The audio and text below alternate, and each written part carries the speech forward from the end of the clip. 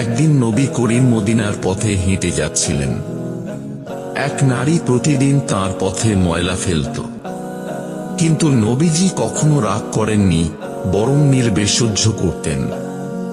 একদিন তিনি দেখলেন রাস্তার পাশে কোনো ময়লা নেই।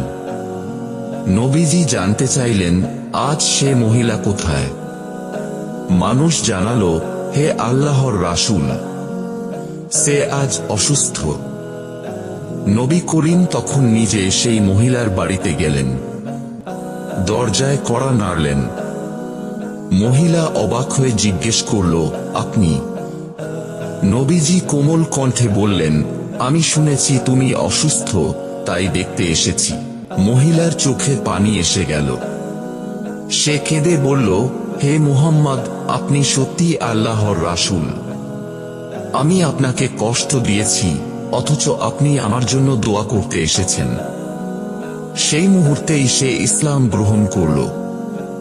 শিক্ষা: প্রতিশোধ নয়, দয়া ও ক্ষমাই মহান চরিত্রের চিহ্ন। নবী করিম আমাদের শিখিয়েছেন, ভালোবাসা দিয়ে ঘৃণাকেও জয় করা যায়।